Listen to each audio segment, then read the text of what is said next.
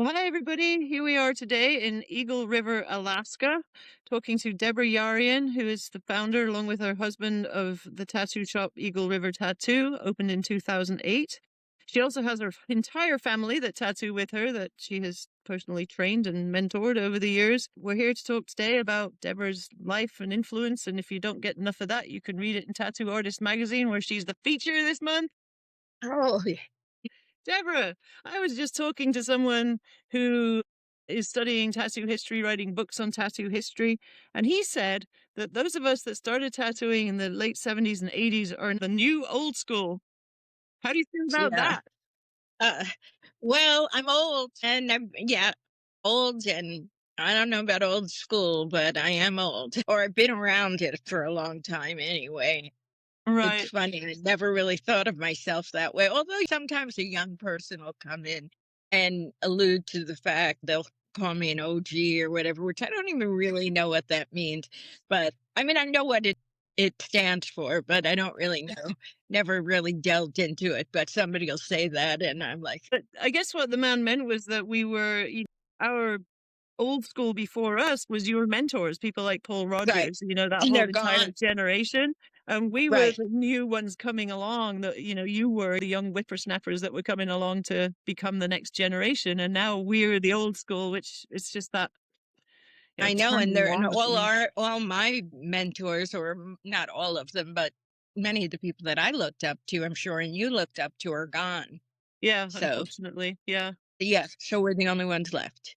Right, but Yeah, I mean, you carry on their memory, I mean, I know that you personally were a very close friend to Paul Rogers and talk about him very often and, still love him to bits and miss him every day, I'm sure.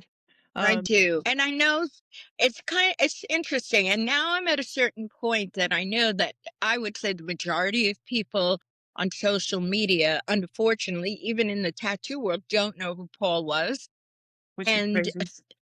it is crazy. And sometimes if I want to, if I'm thinking about him, and how can I tattoo and not think about him? But Uh-huh. when I do think about him, and let's say I want to go post something about it, I know some people will say, "Oh, there she goes again with Paul," or whatever. But then I think, you know what? Yeah, fuck him. You know what I mean?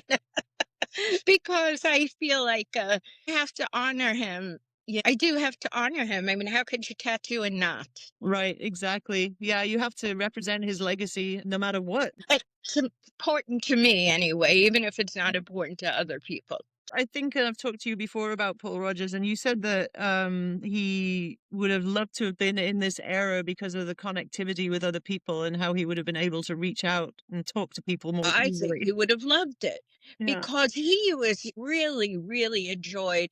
Now, I don't know. I wasn't friends with Paul and I wasn't in his life when Helen, his wife, was still alive.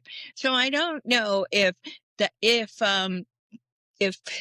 his corresponding so greatly with people was something that happened maybe after she died. I know he still was, very active and would correspond with people. But when I knew him, he was writing. Oh, he was a prolific letter writer and stayed in contact. So I think just being able to talk to people like we're talking now, Mhm.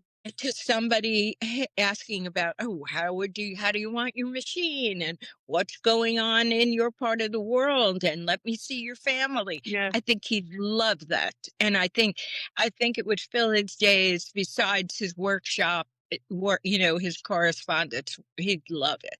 Right. And for all those people listening that don't know who he is, could you give us a brief resume of Paul Rogers? Paul Rogers. So I think a lot of people refer to him as the grandfather of modern tattooing. Paul was born in 1905, and he was a mill worker. And then he joined the carnival. And his wife, Helen, was from a carnival family, her father and mother, and they were all carnival people. So then Paul started getting tattooed and started tattooing, and he tattooed with Cap Coleman and Connolly, and then founded Spalding and Rogers, and was a great machine builder, also a wonderful friend to all tattooers. That, there weren't that many of us, but anyone that found their way into his life, he enjoyed talking about machines, talking about his life and other tattoo people, and he lived until 1990. Yeah, he was just one of the he was just one of the great people in the tattoo world that are sorely missing. Yeah, and I think, partly it's interesting that you say that he really loved talking to people about tattoos and helping people along in any way he could. He wasn't like a what they call now a gatekeeper or anything like that. He was happy to No, share he his was not. information. Yeah. Absolutely, he was. And it's funny, much the word to the chagrin of some people, like the neighborhood scratcher or whatever, would like come over, and Paul would be happy to talk to him just as much as he was the established tattoo shop owner. Right. Yeah, so what do you think, I mean, with his influence on, your tattoo career, I mean, how do you feel about this statement of gatekeeping and this idea that that's all that's been going on for the last 20 years and we're all horrible people because we won't say anything? I think that, it's so funny. I've had experiences this week that I could refer to as far as gatekeeping. Okay. So I tattooed a woman the other day, and my children went to high school where her husband teaches. He teaches at uh, a trade school, and he's a local author. Anyway, when she found out that my children had apprenticed here with us, she came back another day and she said, "Oh, her husband heard that we apprenticed our children. Would we be interested?" And they've contacted us before from the trade school to take in like students to learn how to tattoo. And I felt like a kind of a I start out, sorry, we don't do that, or these are my children, or this is somebody I care for, or whatever. I always joke, I never taught anybody for money. I only taught for love. And it's true because people just don't realize. And I get on the soapbox with this lady, and it's not even about tattooing, but it's just like, and I've said it before, give me your bank account. Give me your keys to your car. Give me the keys to your house. Or, oh, do you have a vacation home in Florida? Can I go there? And people would say, what are you talking about? And so, how is it any different? And I tried to explain to her, no, we don't apprentice people out of a trade school, but thank you for your interest. But what does it do for me? I mean, think about it. Yeah, I'm not, and I've said this before, I'm not Mother Teresa. I'm not, we don't need to just, oh, do you want to learn how to tattoo? Here, come with me. I will show you. And so you can go tattoo the world. You know what? Yes, maybe you can recognize somebody's talent and say, wow, you'd be a really good tattooer or what have you, and encourage them. But just I am not obligated to teach people just because I'm able to. And heard people say it, the world doesn't need more tattooers. Yes, if I was an eye surgeon and I could give sight to people all over the world, it would be selfish of me to just, even if I went to a school and my parents paid hundreds of thousands of dollars and I was in debt, if I could help somebody restore the sight of people, but just so people can get, a tiny tattoo, no. Okay. So anyway, so that was just 2 days ago that I had to say to this lady. However, I had a young woman in my chair just the other day who talented, artistic, very interested. Will I teach her? No. But if she has the opportunity to learn, I'm not going to say, hey, get back in the kitchen, lady, or, go find something else. You know what I mean? No. Then I actually said, and people could probably hate me for this. I said, get your fake skins or whatever people do and get comfortable on those skins. Do as much as you can on those skins so that by the time you actually find somebody that will teach you how to tattoo, you're comfortable with the machine. You're not going to be a great tattooer. You may be a great artist, I said, but you'll be comfortable with the machine.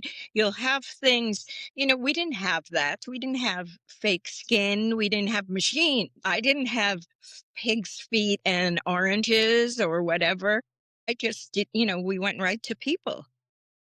I mean, and that's the thing, comparative to how it was to learn in the 70s and 80s. I mean, the women, at least of our generation, had kind of a similar start in the sense of if we weren't already working with a husband or in a shop, we were Absolutely. basically trying to figure it out and nobody really wanted to help. They're just like, "Whatever, kid, get back in the kitchen." They did say that. I thought about this before we engaged this morning, that it wasn't even okay. I have to do this, and then I have to do this, and then I have to do this in order to start tattooing. We just became tattooers. Right. We and we did it however we just navigated, and well, okay, I'm going to be tattooing, so how do I do this? There wasn't a proper way to do it or an improper way to do it. However we did it was however we got there. Yeah, I'm not sure who said this. It might have been a Lyle thing, but it's the whole if you can't dazzle them with brilliance, baffle them with bullshit. Do you remember that one? Oh, yeah, that was a Lyle, yeah, yeah, I'm pretty sure, and it was true, I did my first tattoo ever and got paid for it. Right. Yeah, Yeah. so it was like I was thrust into it. Kind of like Carnival too, though. Interesting to note that Paul was married to a lady from the Carnival because, you started out traveling around and tattooing in a van with your partner at the time or whatever. Right. I started traveling tattooing in a van. And we're talking about the Carnival days, it was all about the hustle and making money. And the family part Absolutely. of that too was that Yeah, people would then, as a part of that family, they would all contribute. right, So right, whoever, like your child, you would teach them to tattoo, right, and right. that's what you did with your children. And I think sometimes my children or even other people will say, "Oh, well, they had it the easy way." Hardly. Absolutely not. Hardly. My children didn't have it the easy way, because at 9 o'clock, when I still haven't gotten dinner on the table because I have customers, Yeah, and they're cleaning my shop, on the weekend for their allowance, my children were 11, 12 years old in the shop cleaning. I'd say this, and they're not cleaning tubes and needles, but they're mopping the floor just like you'd mop the floor at right, home, right, or cleaning the bathroom or what right. have you. They're doing that where other people are home, watching TV with their parents. So my children didn't have it easy, but even they sometimes feel like, what is it called? What, like nepo, Entitled nepotism, I think the word, yeah. yeah, nepo babies or whatever. That's not the case. No, That's not the case. If I was an actor, if I was a locksmith, if I owned a restaurant, I would I would hope that my family would be involved. right, And if they weren't, then they'd find something that they were passionate about. yeah, yeah, and I mean, I've interviewed all of your children, and they all basically said the same thing, that, they have a huge respect for you and their father as tattooers, but they all were kind of not necessarily jumping in at straight out of the gate. That was one of the things that my husband really uh he wanted all of my children to work for a living outside of our shop, Mhm. to whatever, whether, not even just college or trade school or what have you. He wanted them to have jobs, Yeah, and work for a living before they came to our. understand how it is to work for the man, yeah. Right. Yeah. And probably not easy working for their father.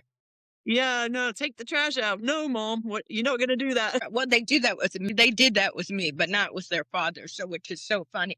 But that is one thing I used to say is like, if you were at a job and somebody said, take the trash out. You would take the trash out. You Right. wouldn't discuss whether it needs to or not. You would do Right. it. So that's the downfall of that. But so anyway, getting back to this week. So I did have a woman, and I felt I would never, say, "Oh, don't learn," Yeah. why are you even interested? Right. Forget about it. And I hope that I was encouraging, even though some studio owners wouldn't feel that what I was telling her would be the right thing. But I mean, at this point, Yeah, at this point, I mean, and other studio owners would sit them right down and show them how to do it, so and the doors, what is it? The barn doors open? Is that the expression? The barn doors open. Yeah, I mean, and so I'm not obligated, and I don't feel so moved to. Now, if somebody asked me, "Hey, Deborah, how do you do that?" I would say there are probably a million people that do it better than me. Ask one of them because, you know, at this point, there's so many fantastic, incredible tattooers, yeah, you know, or the work that I'm seeing, so they're so gifted. But just because they're gifted doesn't make them great tattooers necessarily. But then again, what are you looking at? You're just looking at the final results. mhm, Because we all know in 20 years, 30 years, I know what my tattoos on me look like, yeah. so. Yeah, it's a great debate on all levels of that, the machines, the work, the longevity, Right, all of these things right now. right. And that's definitely everyone has their camp, I think. But I also feel that, those people that learned in the 80s and 90s really did go down to the very bare bones basics of technique, how the machines Yes, worked, how the needles worked, how the right. skin worked, how the color worked. And because that's what we were taught. I mean, if you couldn't put a machine together, you couldn't work. If you couldn't solder your needles, you couldn't tattoo. Is one thing I offered to that young woman that I was talking to was that if you I said, doesn't matter if you had to draw an apple and you did it every day and you did a charcoal apple and then you painted that apple and you did that in pen and ink and then you kept drawing that apple. In 5 years, that apple better be fantastic. Yeah. But unfortunately, when you tattoo, there's so many variables. If somebody's ovulating, if somebody's on medication, if somebody has eczema, if somebody, sweating, there's so many things that are going to make that apple look different. And Mhm. you're not going to have the same confidence as you're tattooing, when you start and you say, "Oh, this is not looking like my beautiful apple on paper." Right. How it is on this person. So those are things that you try to tell people, and I don't know that, but I did think of something the other day, what you're saying about learning in the 80s and the 90s.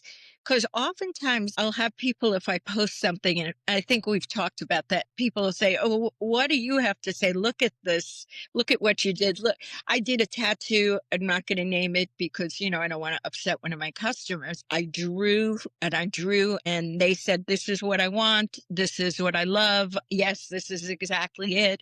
I did it and they love it. Their family loves it." And I had people like saying really, really mean things, like, "What do you have to say? I saw that, whatever tattoo you did. And I did what the customer wanted and I did it to the best of my ability." But then I thought about it. So, in in order for me to, let's say, tattoo at the same level that people are tattooing now, I can't just improve. I have to relearn. Mhm. I have to relearn because I approach things, like you said, from bare bones. Yeah. If you didn't have a even trying to explain to somebody how to make a stencil when I'm not even talking about acetate. Yeah. Let's just say, "I want this dinosaur." Well, first you either have to draw that dinosaur or trace that dinosaur. Then when you trace that dinosaur, you have to put it, if you have a light box, Right. right? Then, I mean, I've seen people trace on a window because Yeah. the sun is coming through because they have to reverse it.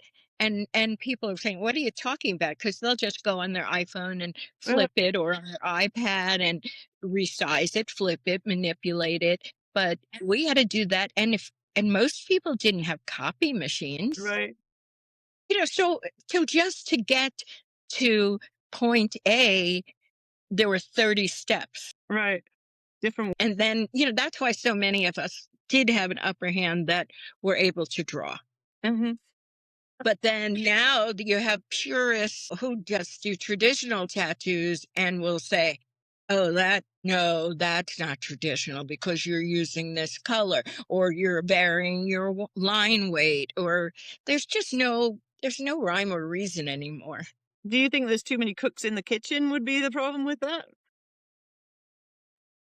Know that there's too many cooks in the kitchen, but if you're on social media, which sometimes it's necessary for you to be on social media, they say, in order for marketing and for bringing people into the shop, because now most people don't even have a phone. So a phone doesn't even ring because Right, there are no yellow page ads, or nobody calls the number on your business card. They go through some app. right. So, on social media, it's even confusing because I'll say how to do a clean line or how to do this. And there's a million people. And sometimes I'll think, that's smart. I'll try that. And, know, and then you have somebody contradicting them. And then you have hundreds and thousands of people. Some of them I'm like, I don't even know if this person actually tattoos Right. or they just make these videos. And you do, so when I recommend it to somebody to do those skins, that I've seen people that are just directing and instructing people on social media using those skins, Yeah. and they'll say, "Oh, do you see how your line goes in?" When they show you, the thickness, it's so confusing. So that's why I said I would have to relearn tattooing to see if I think take anybody from the 1970s or 80s, okay? Take anyone. It doesn't matter that we've been tattooing 40 years. There are some people that have been tattooing for a month, Mhm. and their work is palatable and aesthetically pleasing to the public. So gone are the days that just being able to do a technically good line and packing your color and doing smooth shading. Now people want to see, "Oh, I want to see only dots," and other people don't want to see the brush strokes, and add white to your gray.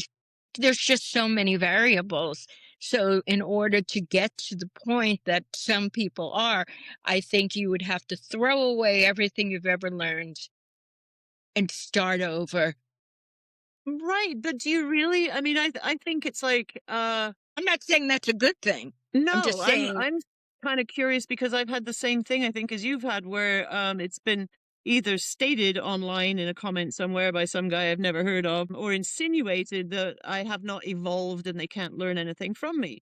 And I think you've had the same thing. And so oh, my absolutely, yeah. yeah, so my question on that one really I think is evolve to what? Because I know how to put down a clean line. I know how to put clean shading. I know how to make a tattoo palatable and pleasing to the client, which is the main thing, of course, in the whole thing. But I also know how it's going to look in 10 years. So what do I need to fucking learn? And that's the whole point. But every time you say this, this, and this, people think that not only are you gatekeeping, they feel that you're speaking from insecurity, and Oh, that you don't know what you're talking about because your work doesn't look as good as so and so's. But you do know what a tattoo is going to look like in 10 years. You know what it's going to look like in 20 years. And yeah. you also know that you don't necessarily have to take 16 hours to do something that you could do in 4 hours that in 10 years are going to look the same. Right. And is that See art what I that we're mean? talking about? I know exactly what you mean. So are we talking art at the end of the day? Is that what they're talking about? Skill levels of? Well, the people, first of all, like you said, the people who are complaining about our work, and we don't even know. Somebody said to me, "Oh, all your work looks like 80s shit." And I thought, well, yeah. That's when all my formidable years were. Mhm. So yeah, I guess that it all does look like 80s shit, which is okay. And you and I have had this conversation before also. It's like, is the customer not the most important part of this entire equation? It's the only important part. Well, it has changed. Now there are people that only go to somebody because now you do sort of have a niche. You have to have a niche.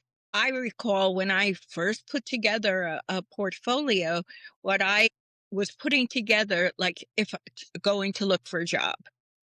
When I first went out on my, at one point, I was maybe 20 years in, and I moved to a new town, and there were like three tattoo shops there. So I had to like go look for a job at the tattoo shops. And it was in a tiny town in Louisiana. And it brought my teenage son with me, Matt. But I was just, a youngish woman, and, didn't know where I was in the South. And I went to one shop, which was like, like an outlaw biker shop, and they had snake pits and snakes in tanks and a pool table, and it looked like a set of like a 1980s porn movie. Like if a girl was going to go in and get tattooed, and it was Yeah. so funny. So anyway, there, and then I went into another place, and there was like a, guy who was like a drug addict, didn't even want to see my portfolio. And then another guy, was very nice and he hired me. But my portfolio, I thought what was most important was to show that my line work was clean, that my shading was smooth, that my color was saturated, that and that I could do lettering, I could do tribal, I can do a portrait. That was a plus Mhm. because a lot of people didn't do portraits. So and I wasn't a portrait artist because now there are people that are incredible portrait artists. I still approached portraiture from the same way I approach doing an eagle or something, not a realistic eagle or traditionally. So that's what you would bring in as a portfolio. Now the portfolio is the person. Right. You know what I mean? The It's a portfolio good that point. and people and the artists, the tattooers have become the commodity, that that's what you're looking for. There are and I don't know if we talked about this. I think it's a little different for an older woman than it is for an older man tattooing. It's kind of charming to have a uh salty sailor, spitting and cursing and doing your tattoos. Some people might find that charming, and but an old woman tattooing you, well, especially spitting and cursing. No, I'm kidding. I'm a sailor though. Yeah, right. It's not as charming, and it's not as palatable to the So yeah, I think it's fair to say that women age differently to men, and I feel like the minute that the gray starts showing through my hair, I have to rush to Walmart and get another packet. Damn it! public.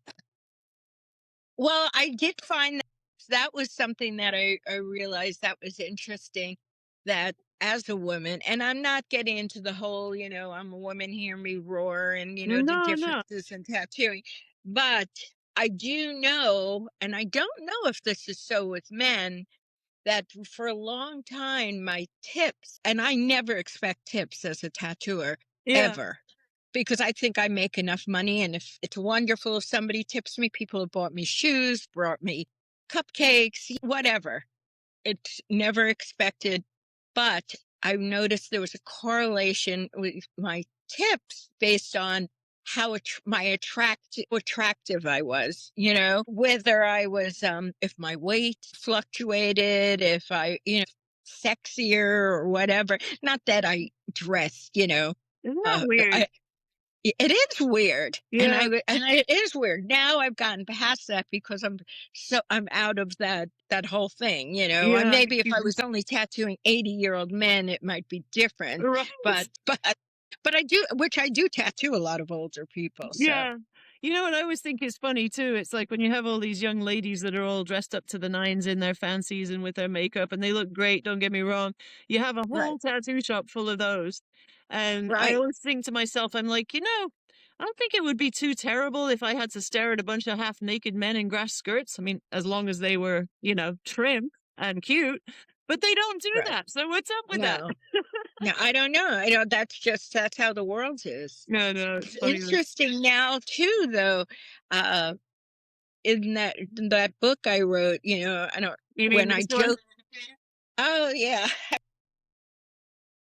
That one where I have a role on what to wear. Is it I in said, here? yeah, yes, it's "What should I wear?" or something. This is amazing. This little book. There is a part on what to wear, and I say, "Oh, a bathing suit or leather," if you're a woman. Uh, it's I thought it was funny. This little book that you wrote, tell us about it. It was a fun little satire that came to be true, right? And yes, well, I wrote it before everything exploded, and it's satire, but unfortunately, it's not funny anymore because it's just pretty much exactly what happened. Something cute and kitschy will make you more memorable. And keep in mind, an alias will make you less traceable when your popularity increases and you desire privacy. Here, I think I also have the book right here. So let me see. I know there's a page of pictures here of girls in, young ladies in less attire. Okay. And actually, it was just a joke. It was meant to be a joke. Okay. If you are female, okay. Okay. Most honest tattooers will tell you that the main reason they got into tattooing was to look and seem cooler than other people. Cool, cool, edgy, avant garde, whatever image it is that you want to convey will almost certainly begin with a great look, a uniform, or a costume.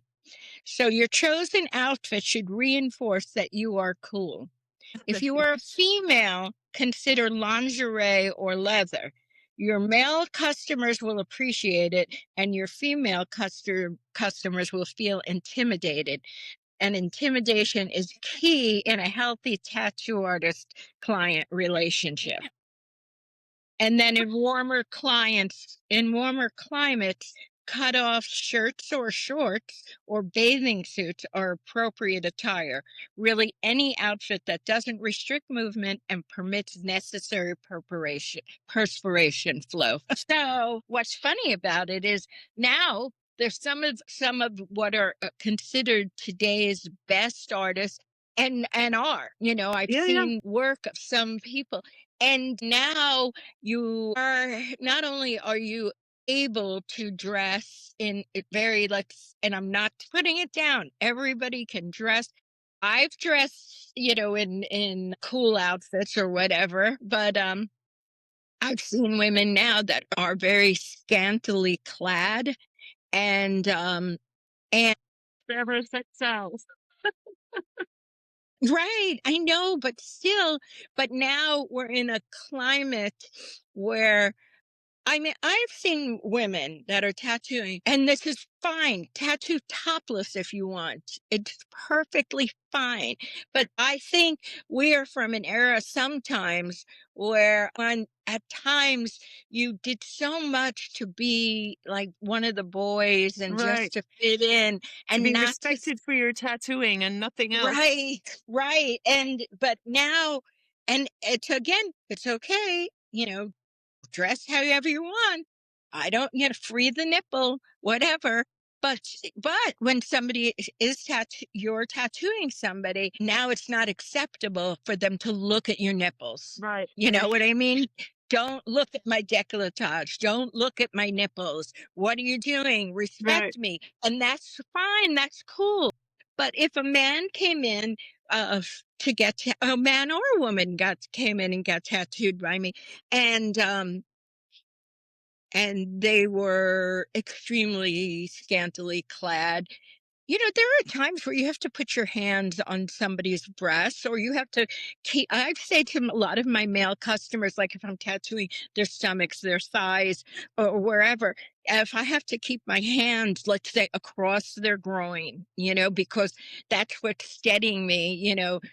I'm not assaulting you. I'm just, my hand is here. My hand is here. Don't move. Whatever. Actually, it's not something that people really talk about, but I think you're right. I mean, we have to put disclaimers on some of this stuff, and absolutely when you're tattooing anybody close to genitalia or women's breasts or whatever, I mean, you do have to be very careful to, talk them through it, almost ask their permission. I mean, I'll tell guys, hey, I'm right next to your personals, do you want to hold them out of the way? That'd help, you know, Yeah, absolutely. I you have a kind of have to. customer.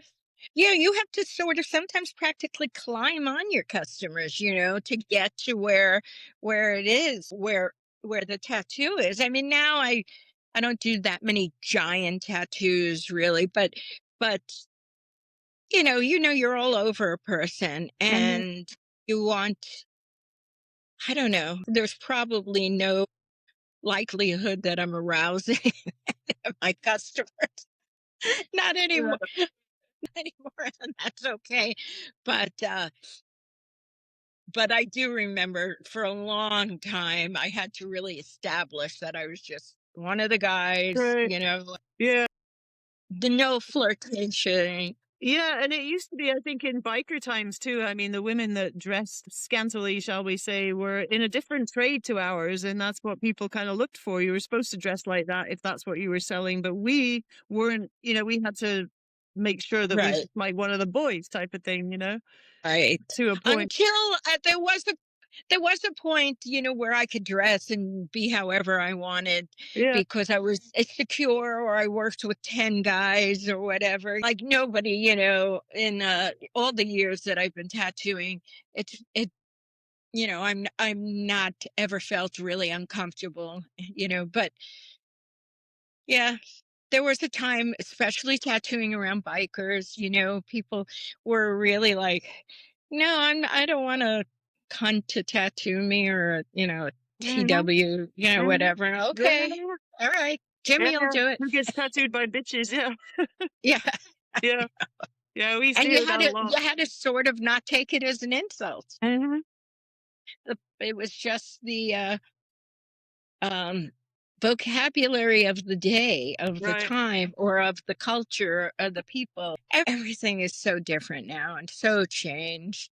It really is, and I mean, I think that's part of why. I mean, not so much for me because I really don't give a shit. When you put yourself out in public, like I've been doing these podcasts, you got to expect some kind of flack from people, So, I Right. mean, I've never claimed to be the best tattooer in the world. For me, I know I'm not. There are thousands of people that are way better. And I went on a show to present a book, and I got bashed for my tattooing.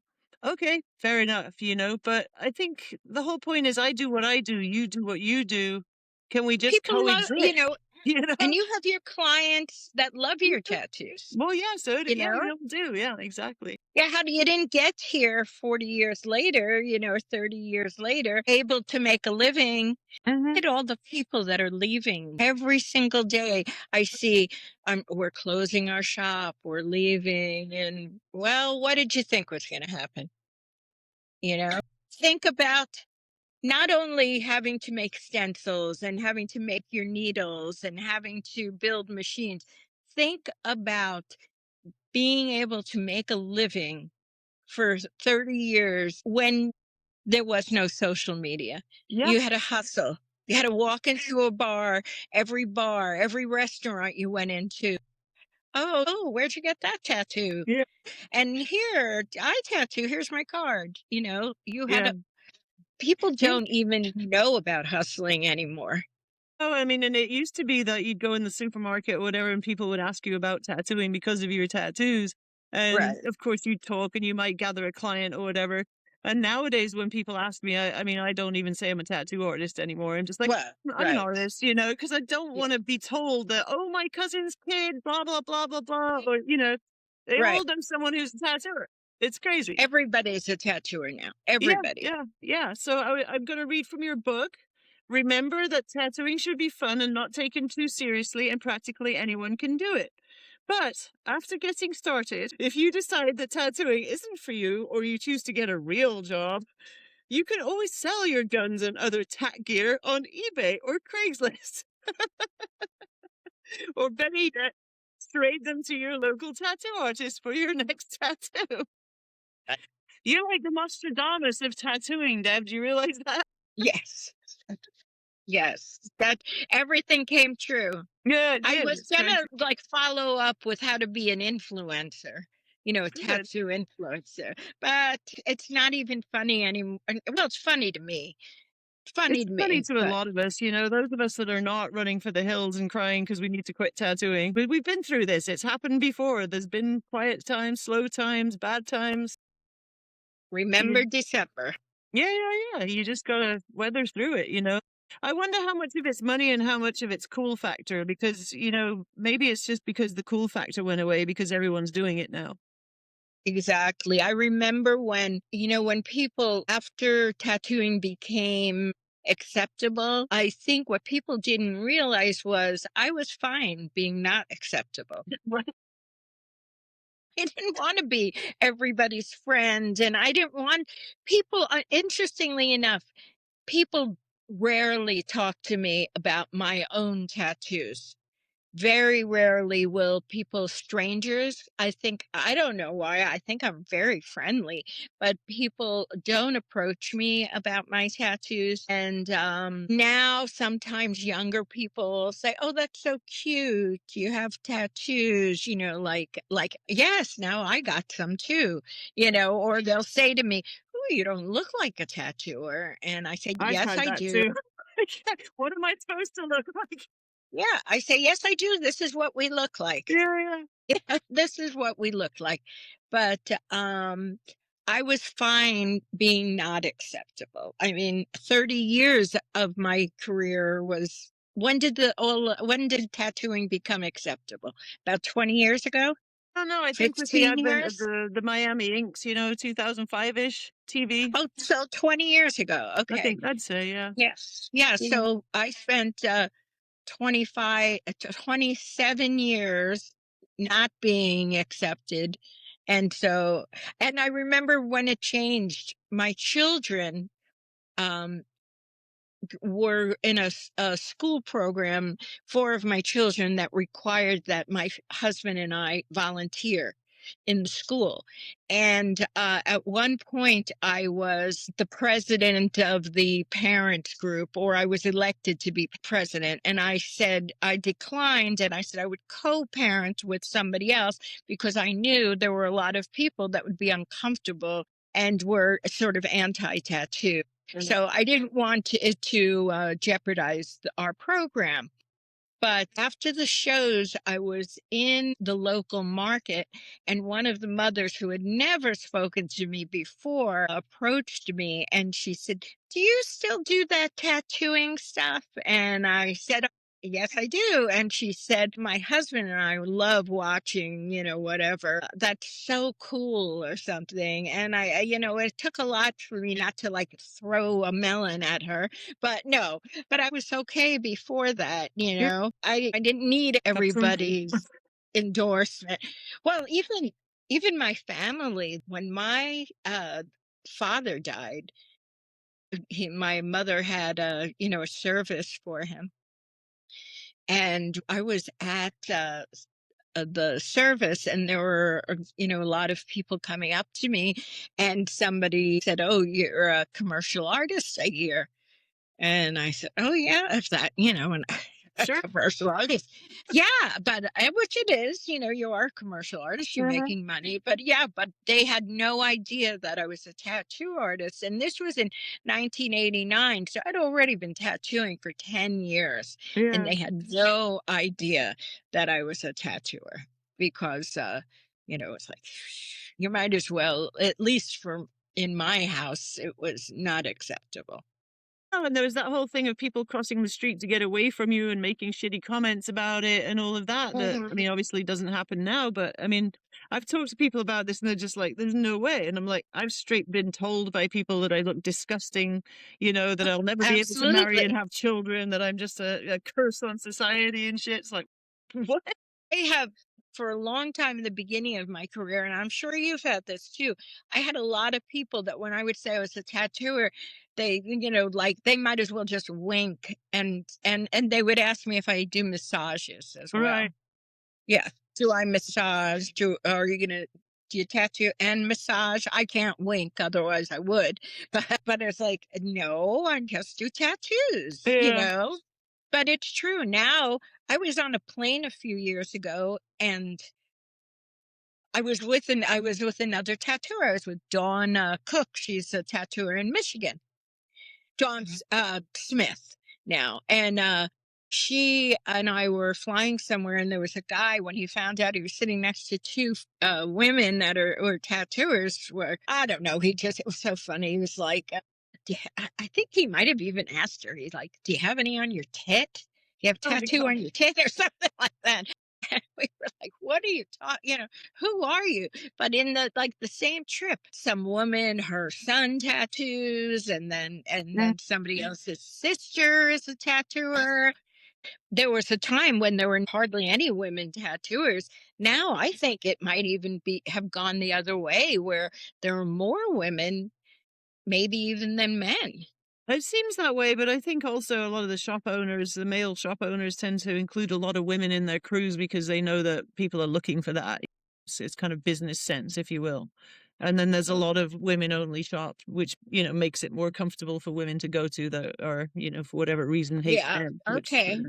I get that Yeah. part. But, I don't know. I mean, there's also still those hardcore shops full of male bikers and all the rest of it who want to be separate, which is part of that whole thing for me is like, why can't we all just get along? We're Right. boxing ourselves into where we want to be anyway. We have our little Right. setups the way we want them, and so we should just live and let live to a point, because we all do the same thing, right? Pretty fortunate, probably having I've made my own world. So, Yeah. I've made my own little world. Which is cool, and then you also you have your own little customer world too, which you've had for many years, and people that come to you because they just love you, and they'll travel for you and everything, which is a That's statement good. to your work and what you do, which means that you don't have to evolve. So fuck them all that said that. Yeah. I don't know how much longer I'm going to be doing this. I mean, Ah, come on. I know, huh? Ah, come on, don't say it. I know. We'll see. We'll see. Yeah. Yeah. Yeah. So I Yeah, don't I know. mean, you dedicate a lot of time to a trade. I mean, everybody sooner or later has to move on to something else, I think that, or even if that thing is just sitting on the couch watching TV or, planting in your garden or doing whatever you do, right? So, I mean, that's a natural progression of things. But at the same time, I don't think that we should say that no one has contributed. Like a person like yourself with your 40 something years is not, been doing nothing this entire time. You know what I mean? Well, I wonder about that because sometimes I'll see somebody will write about somebody often after they've gone. And I think, haven't we all contributed to tattooing? Every single one of us. And if you don't think so, then ask the next truck driver that you see with a tattoo on his arm who did his tattoo, and if he's still wearing it proudly, then whoever tattooed him contributed as much as I have or as much as so and so has. I don't understand. And you know what is funny? Sometimes I say to myself, we all love tattooing because how many people start out, I love tattooing. It's, my whole life, we all love tattooing. As soon as we get into tattooing, we love tattooing. Do I love tattooing less than somebody else or more than somebody else? Am I more valuable maybe to the family that I tattoo? My daughter, Bella, she tattoos like a whole family. Every time I see them, there's like the grandfather, kids, the Right. grandchildren, and they all go to her and they all get, all right, I want, a big Japanese sleeve. No, I want, just lettering. No, I want something tiny, but they all want it from Bella, you know? Yeah, and they love her. To me, what tattooing is I know I'm not fooling myself thinking I'm the greatest tattooer. I've never been the greater. All right, I was a lot better in the 80s when there was only 3 of us. No, I'm kidding. But That's nothing. yeah, I'm comparatively I was great then. I think we were a lot more humble back then, though. We were taught humility, you know. I mean, that's the thing. A lot of the people of our generation are just like, well, we know we're not the best. I mean, what the hell, right? We never Right. were under that illusion. It's just that insecurity of other people that may be thinking that we present ourselves, and because we've been here longer, that somehow we think we're more important. But that's really not true. No. And I do try in the sense getting back to Paul, I'll see somebody, I have no problem, online or even I've met tattooers that I had never met previously. I'll meet them in person, local tattooers, and I'll meet them in person and say, "Oh gosh, oh, I follow you online. I love your work." I have no problem saying that. And and I know when I was young, like when you somebody will say, "Oh, look at that girl, she's so beautiful," and a Mhm. lot of young girls might say, "Oh, she's okay," but I'm comfortable enough saying, "Yeah, she is Yeah, beautiful," yeah, So it's the same thing with tattooing. yeah, Before I would say, "Well, this line work's not so great," or "Look at this, it's not so fantastic." But now I look and say, "Oh, it is great. Look how yeah, great it is." yeah, yeah. I'm I'm very naive though. I did not know for years. I did not know that first of all that there were all these different brushes and programs on iPad, that you could I had no idea. I thought, gosh, everybody's coming up with these fantastic designs. I Right, with didn't the know. clean line. Yeah, I didn't know because, I'm like trying, even on my iPad, I'm like drawing and it's like, oh, and I'm like, gosh, I had no idea. And I thought, wow, those are fantastic. And I wrote, wow, great designs. And again, one of my kids said, Mom, that's AI. It's not the I was like, "Well, how do I know?" And they say, "Well, you're complimenting everybody, Oh, this is fantastic. This is beautiful." I did It's AI, I'm like, "I don't know." And again, I know what AI is, but I don't know how it's used in just creating designs. I guess, you know, again, this shows my ignorance as far as technology, but I had a customer come in and he did bring me something that he had created through AI. Wanted his whole family represented in the Chinese New Year. He wanted his whole family done that way, but he was really specific in I'm giving it away, but he's not watching watching this podcast. But he unfortunately the father, the patriarch, he was the year of the rabbit, where like his wife was the dragon and his Yeah, other everybody else were like stronger characters, and uh-huh, he wanted to be represented as the strong patriarch, yeah. and this is a whole sleeve, he want so it's so very conceptual, but he brought me a design because he wanted it to look like he was embracing, so he's the hare and she's the dragon, embracing passionately but masculinely. I can only imagine what AI did to that. Yes, and so he brought it like this giant hair, like it was a Harlequin romance. Not, you know how a Yeah, Harlequin from the Alice in romance cover. Wonderland, yeah. Yeah, so it's like has a hare, a rabbit holding this dragon, but like a morphed giant. It was like I actually wound up sending him. I sent him to the 2 most masculine tattooers that I knew in town. I was like, "Th I couldn't, I couldn't get that," but he brought me this AI pictures, Yeah, and yeah. that's about the only experience with it. Crazy tangent. That's fine. It's kind of fun actually. It's just the stuff we sit around and talk about, like in shops and things like that, which is and a lot of it's truthful, you know. I mean, it's we have a right to put our point of view out there on whatever level. And I just feel it's unfortunate sometimes that we have to say things like but I don't mean this badly. I know. How many times have I said that today? Yeah. And I still don't. I still, if you want a tattoo naked, and I'm sure that's coming up soon. Yeah, Hey, why didn't I think of that? right.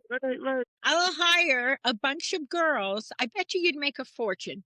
A Because it bunch used to of be women. done. When I worked in Montreal, they had a shop full of them. There was like 7 of them in there, and they were literally wearing elastic bands. Like they, you could Oh, see like just little, every. really? Yeah. This was in 1994, and it was like right by the military base. And Oh, they that sounds, and did they do well?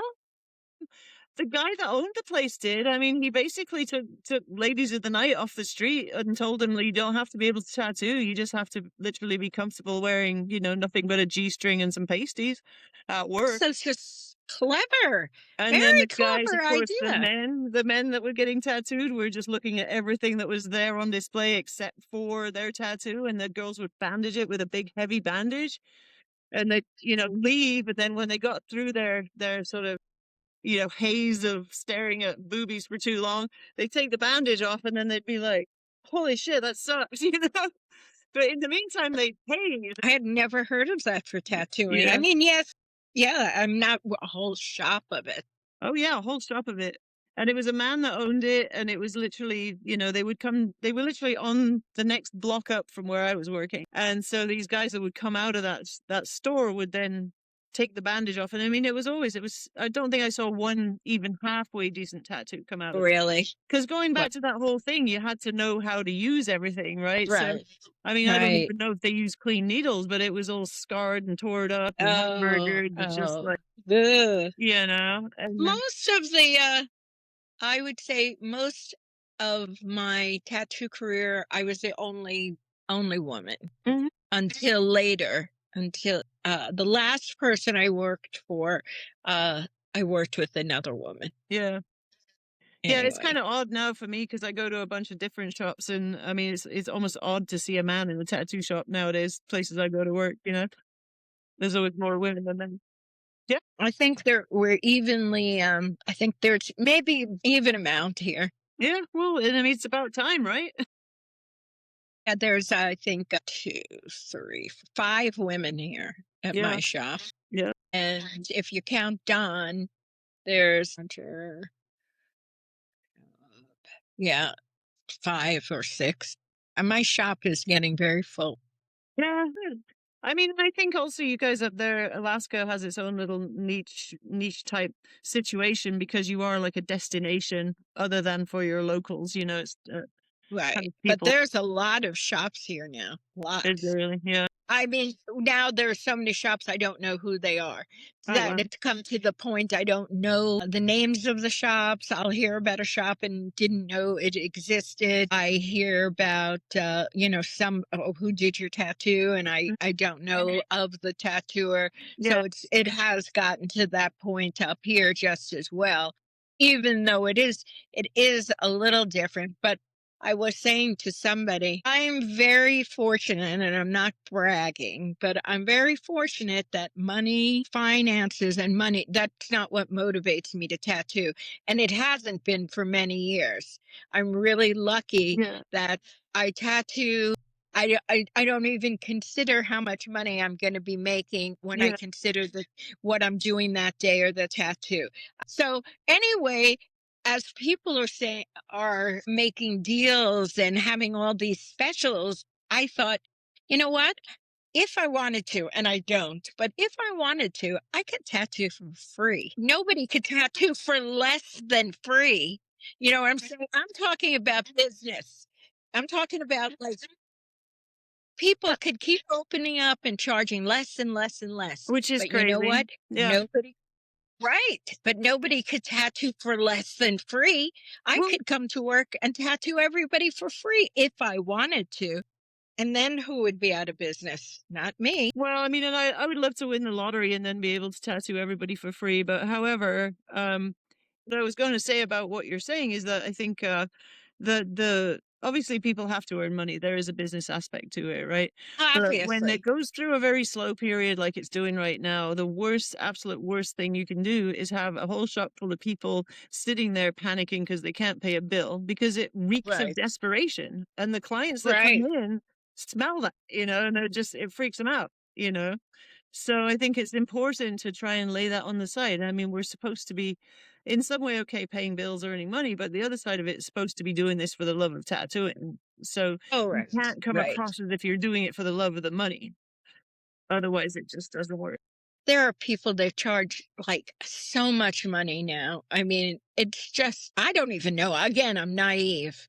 I don't ask It's, people how much they charge. Sometimes I'll say, if somebody comes in complaining about a tattoo or complaining about an experience, then I might delve into it and want to know the details. But otherwise, I don't say, how much did you pay for that tattoo? Or, right. Well, but that's on them, I'm you know. amazed. Yeah, they I'm complain amazed. sometimes. They're just like, "Oh, I paid this much." It's like, "Well, you paid it. If you pay it, they're gonna charge it." I mean, Right. it's not rocket science, you Absolutely. know?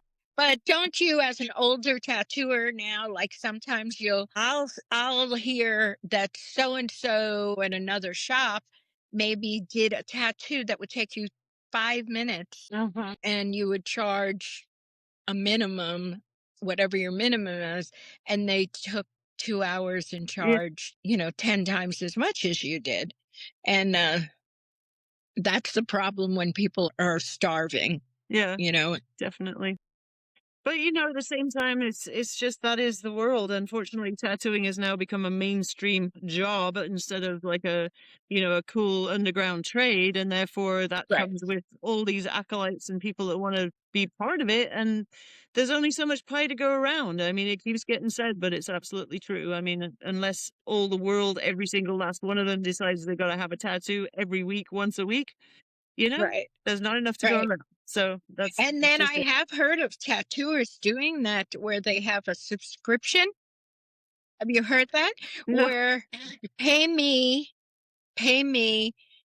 like $200 a month, or I saw somebody, she had, I think they had, pay me uh $500 a month, and that comes out to $6,000 a year, but you can get tattooed 2 hours every month or something like that, and it still was less money than what they would have charged you.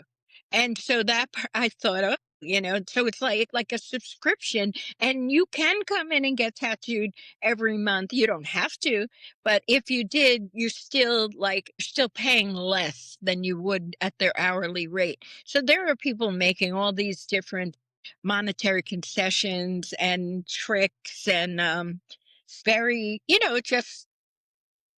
it is, it's a Different new times, world. different times. Yeah. Different times, I new mean, in our world. generation of like in the 80s or 90s, you would never, ever, ever pay up front because there was a good possibility that you would never, ever, ever get in the book at that point because the tattooer had been paid. Right, right. And I always hated getting paid Mhm. first. Yeah, yeah, Yeah, because I almost felt like, my God, you already paid me? Shit. right. You know, Really hard to want to put you in the schedule because I have that person that'll pay. But right, I know. that's wild, really. But again, I'm naive about those things because I'm in my own little world, my own little bubble. And fortunately, I do have friends that are young, also that are tattooers. I am Mhm. friends with other tattooers that are newer or younger than me. I mean, and some of them really help me navigate in this world of tattooing. Yeah. Because of, I'll say, oh, I never thought to do that. Or even, I have had the same, I charge by the hour, and everybody could say they don't charge by the hour.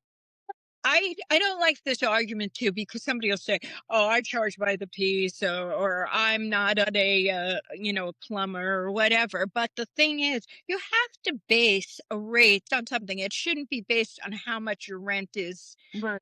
If you're a baker, you you factor in how much your flour costs, how much your Mhm. rent is, how much, the water bill is, and then you make some calculation. Even when we used to charge in when I worked in a military shop in the 80s for Fast Freddy was his name, and he had learned, he was worked for Bob Shaw and Colonel Todd. He worked on the Pike. School tattooer names like Fast Freddy and, Yeah, Switchblade John.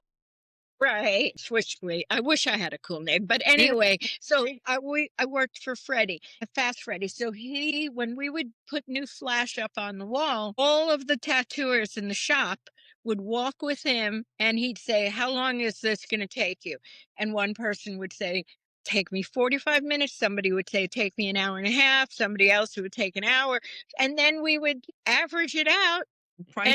and like whatever we were saying, let's say $100 an hour, then we would say, okay, the average is an hour and 45 minutes, so it's going to cost $175. He'd put a sticker on the wall, $175, and that was it. So that even though you're paying for the piece, it's based on factors, Yeah, time, whatever. right. Anyway, getting back to it, I had not raised my rate in a long time. But a lot goes into that too. If it takes me only a half hour to do a tattoo and it takes somebody down the street 4 hours, should that person get 4 times as much as you? Or should I get paid more because of my experience and how much quicker it's going to be? Yeah, and let's not forget that all of our supplies have gone up like crazy in the meantime. Right. Right. I would rather get tattooed fast and furious Yeah. than slow. Don't keep me there for 100 years. Do it and Yeah. get it all. I mean, that's a big But rabbit hole too when I watch the younger people work and I see them, doing things where I think, why don't you just plant that needle and pull that line instead of doing, whatever yeah, pre-start why thing they aren't got you going done on. yet? Right? It's I try not to be judgmental of very, very slow tattooers. boy, I'm just trying to say I see how long it takes, you know what I mean? Yeah, I didn't get that you were being judgmental at all. I was saying that sometimes I can be with, when in my own shop, but somebody joked about a slower tattooer in my shop. And he said the only way they could be slower is if they were tattooing yesterday, Oh, jeez. or they're tattooing backwards. Because some people are very meticulous and tedious, but like you said, run a line. Yeah. You can get from here to here. Yeah. You don't have to build it up. And what are you doing? And in 20 years, it's going to look the same. And there we have it, right?